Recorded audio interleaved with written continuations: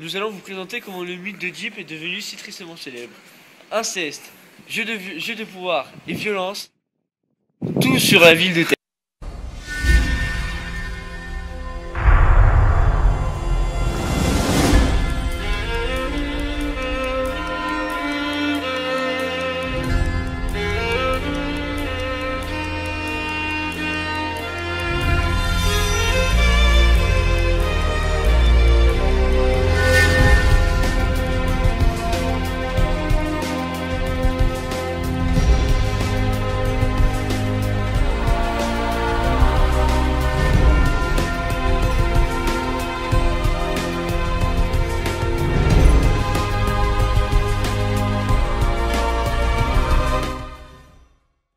Dans le royaume de Thèbes, le roi Laïos est marié à Jocaste.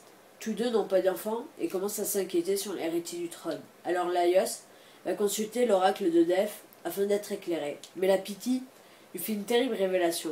Laïos aura un fils qui le tuera et se mariera avec sa mère. Suite à cette révélation, ils décident d'abandonner leur enfant à sa naissance. Il le confie à un berger qui va traiter l'enfant comme du bétail. Il lui transperce les chevilles afin de faire passer une corde pour mieux le tenir par les pieds. C'est d'ailleurs par cette anecdote que l'enfant sera appelé Oedipe, qui veut dire pied enflé. Le berger monte l'enfant sur une montagne afin de l'exposer aux dieux pour qu'ils décident de son sort.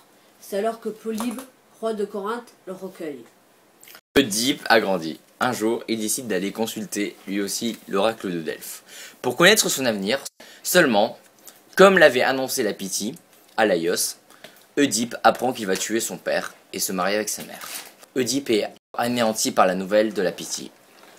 Il décide alors de quitter Corinthe à tout jamais afin d'être sûr de ne pas tuer son père Polybe et sa mère Polybéa. Ainsi, Oedipe se dirige vers la ville la plus proche qui n'est autre que Thèbes. Sauf qu'en route, il croise le char de Laïos. Les deux chars donc se croisent, mais la route est si étroite que l'un des deux chars doit céder le passage. Mais Laïos estime que ce n'est pas à lui de s'arrêter car il est le roi de Thèbes. Et de son côté, Oedipe refuse de laisser passer l'autre char car il est le prince de Corinthe. Les deux hommes se disputent, le conflit qui tourne au drame. Laïos donne un coup de canne à Oedipe et les deux hommes se battent. Emporté par la rage, Oedipe tue le roi Laïos, son vrai père. Ainsi, c'est donc, sans le savoir, qu'une partie de l'oracle a été réalisée et qu'Oedipe a finalement tué son père. Apprenant la mort de Laïos et n'ayant pas de fils, c'est Créon, son frère, donc l'oncle d'Oedipe, qui monte sur le trône. Mais un terrible fléau s'abat sur la ville. Il s'agit de la Sphinx, une créature possédant une tête de femme, un corps de lion et des ailes de vautour qui terrorisent la ville. Elle arrête chaque visiteur et lui pose une énigme. Si celui-ci ne trouve pas la solution, elle le dévore vivant, de sorte que bientôt la ville est pratiquement désertée. Mais alors qu'Oedipe arrive aux portes de Thèbes, il croise le chemin de la Sphinx qui lui pose cette terrible énigme. Quelle créature possède 4 jambes le matin, 2 le midi et 3 le soir? Très malin, Oedipe parvient à répondre sans difficulté. Il s'agit de l'homme qui a 4 pattes le matin de sa vie, debout sur ses 2 jambes à l'âge adulte et appuyé sur une canne lorsqu'il est vieux. Or, selon la prophétie, le Sphinx devait mourir le jour où il parviendrait à résoudre son énigme. C'est ainsi que la Sphinx se jette d'un rocher et s'écrase au sol. La ville débarrassée du monstre acclame Oedipe tel un héros. Il est même félicité en personne par le roi Créon. Ce dernier, voulant le remercier, offre la veuve Jocaste, qui n'est d'autre que la mère d'Oedipe, à celui-ci. Et c'est de cette façon que la prophétie se réalisa totalement. Oedipe tua son père et finit par se marier avec sa mère. Il épousera et donnera à sa nouvelle femme 4 enfants: Éthéocle, Polynice, Ismène et Antigone. Les 20 prochaines années vont être paisibles. Oedipe va monter sur le trône de Thèbes aux côtés de sa femme Jocaste, élevant ses 4 enfants. Un jour, un deuxième fléau s'abat sur la ville. Cette épidémie est d'une monstruosité sans nom.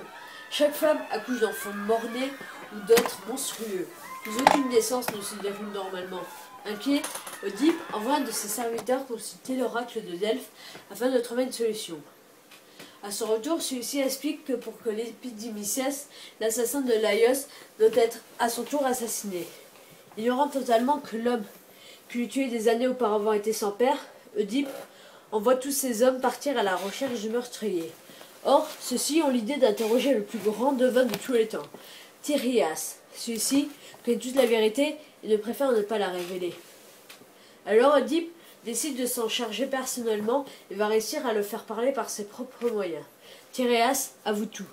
C'est bien Oedipe qui a tué Laios, qui au passage est son vrai père et qu'il a épousé sa mère. Il cite même des détails, que Laios a été tué sur une route déserte alors qu'il se rendait à Delphes pendant que son assassin partait à Thèbes. Jocaste prend la défense de son mari et la cour ne croit pas une seconde qu'Oedipe a tué Laios. Cependant, cette histoire de carrefour rappelle de vagues souvenirs au roi qui commence à douter. À ce moment même, un voyageur véhicule sur le royaume de Thèbes que le roi Corinthe, Polybe, est mort. Rassuré que ce soit pas lui qui ait tué son père, Oedipe ressent néanmoins un profond sentiment de chagrin. Le voyageur tente de l'apaiser en lui apprenant que Polybe n'était pas son vrai père, qu'il avait recueilli un enfant abandonné par ses parents. Tout commence à s'assembler. Oedipe convoque ce même berger, qui, force du destin, se révèle être le seul survivant du massacre des chars. Et là, il confie qu'en effet, l'enfant qu'il devait abandonner était bien l'enfant de Laios et de Jocaste, qui a ensuite été recueilli par le roi de Corinthe, Polybe. Donc, l'oracle avait bien raison. Oedipe a bien fini par tuer son père et épouser sa mère.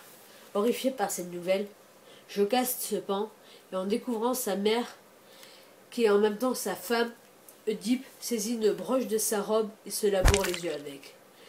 La fin de sa vie est tout autant tragique. Oedipe décide de quitter le trône de Thèbes et de s'exiler où il vivra une vie de vagabond accompagné de sa fille Antigone qui lui servira de guide. Pendant ce temps, Créon reprend le trône de son neveu.